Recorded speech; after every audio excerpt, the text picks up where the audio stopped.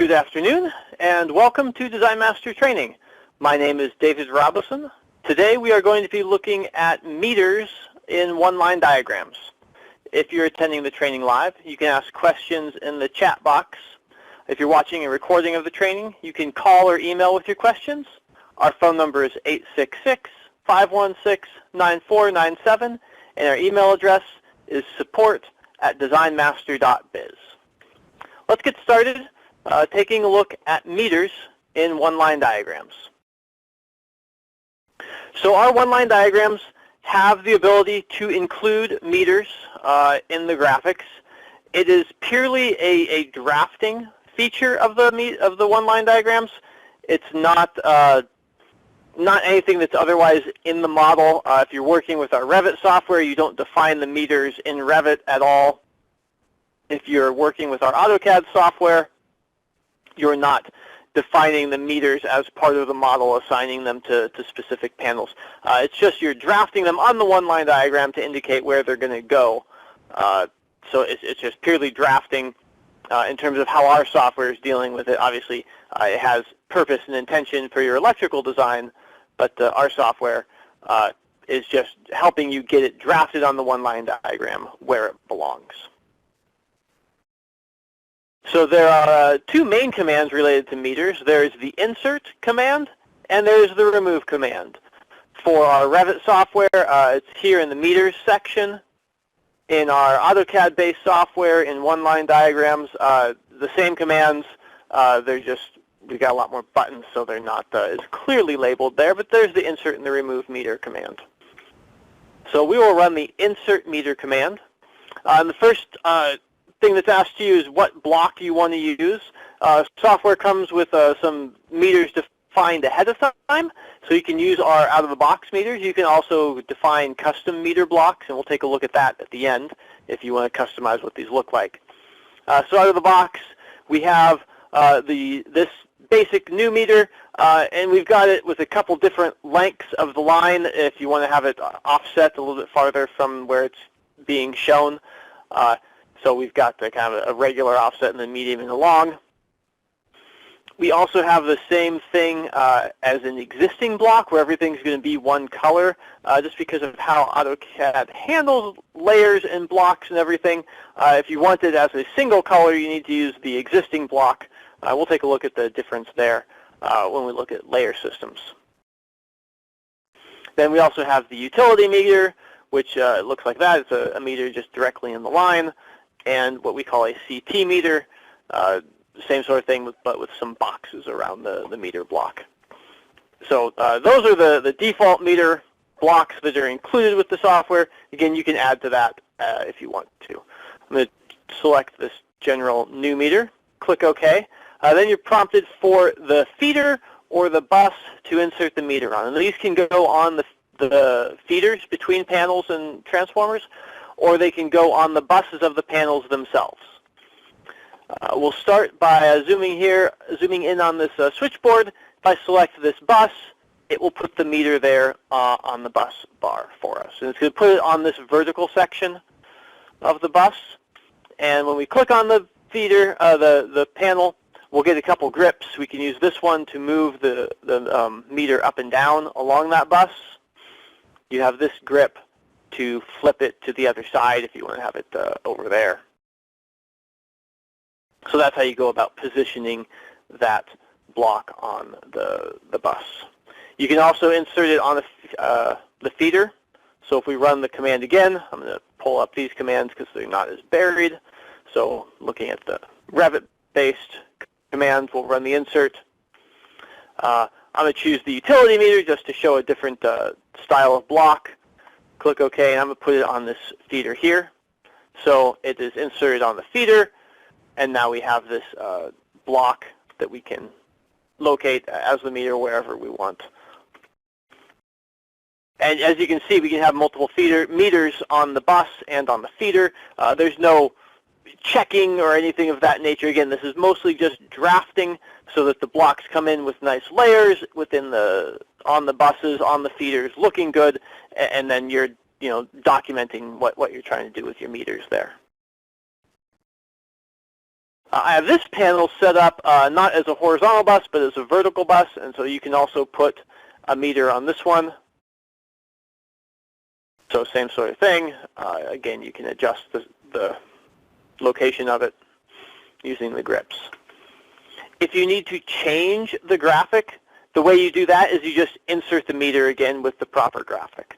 So if we say, hey, that one isn't the right one, we don't want a CT meter, we want a regular meter, and we want the short offset because there's not much room, we select a different block, and it'll swap in the different graphic. It sometimes get a little confused about how you have it flipped, so you might need to come in and adjust it a little bit. But that will get the new graphic in there for you.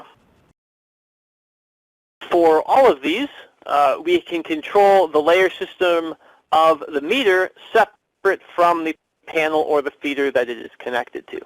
So if we run the change layer system command and select this panel, it will prompt us the layer system for the distribution equipment or the feeder, and then the layer system for that meter itself.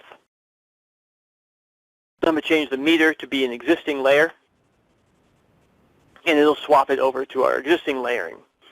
That M that's in there is an attribute so that it rotates nicely. It doesn't show up well here. Let's go over here to this block. I'm going to change the block being used on that section on the feeder there. So the M is always going to display correctly, readable, because of how we have that attribute defined. But since it is defined as an attribute, it has the layer embedded in it as well to have that separate color, to have a text color, which means then when we change the block color, just because of the way AutoCAD works, that attribute doesn't change color. So if you do need the M to match the existing layer system, that's why we have the other block. So we have the existing meters, which have basically a single color. So we call them existing, but really they're single color blocks. So if you want the M to be the same color, you just use our single color blocks, and then it'll come in with the same color. It doesn't remember its layer system, so we'll need to go back and readjust that. So now if we change it to existing, we get everything as that red color. To remove a meter, if you put one in and you don't need it anymore, use the remove command.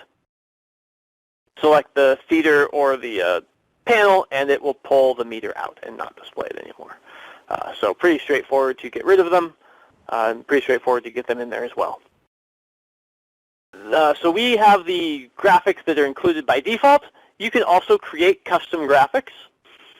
And for that, I'm going to go over here, and I've got a little meter that I've drawn here. This one has a little bend in the line if you want the meter in a slightly different location relative to the feeder line. So we're going to create this as a block. So the first step for creating a block is to just draft it as you want it to appear. And so this is what we want. So the drafting is done. Then you want to run the create block from entities command. If you're using our Revit software, that's the only command that you have. If you're using our AutoCAD-based software, there are commands for creating the plan view block from entities. That's for creating like receptacles and things, and then there's the one-line diagram, and you want the one-line diagram block from entities command.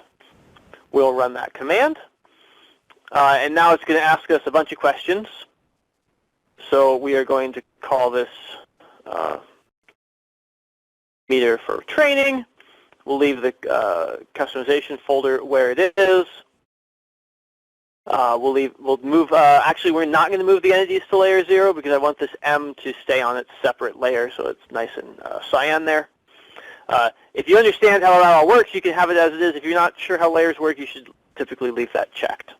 We are creating a meter block, which disables all of these options because meters just kind of go in on the lines. We're going to create the record just in the project database, and we'll copy that name for the display name, and we'll let it create a slide for us. Now it's going to prompt us to select the items for the meter. I'm going to choose all of these items here. I'm not choosing this line because that's really just kind of corresponding to the feeder itself, and so we don't want to include that in the block. I have that there for other purposes. Because now it wants to know the upstream connection point, where on the feeder it connects. And in order for the meter to be rotated properly, we actually need to have the upstream and downstream points a little bit offset, because really it's just connected on this point, and there's no break in the line. But in order to get things to work out, the lines need to be offset a little bit. So we're going to say our upstream is on this side, just a little bit to the left, and then the downstream is over here, just a little bit to the right. Then it gives us a chance to select the grip point that we use for mirroring. So anything just kind of on the side that you want to use, I will choose this quadrant here, and it'll flash at us a little bit and make the block. So when I was selecting that upstream and downstream point, that corresponds to this tiny little gap, because it puts a gap in between those 2 points. If you put them close enough together, you zoom out, you plot it, and it doesn't show up. But it is important for the software to have a little bit of direction between those 2 points so it knows how to draft it in there. Now we can use the insert command, and we have our new meter training selection. There's the block, there's the nice slide for us. We can select this, and it swaps in the new block. So now we have our new block inserted. This is the grip point that we chose for the mirroring. And if you zoom in, you can see we've got that little gap there where we had to do the offset for the connection points. But that's the process there for creating a new meter block. Thank you for watching today's Design Master training. Contact us with questions or comments at 866-516-9497 or by emailing support@designmaster.biz.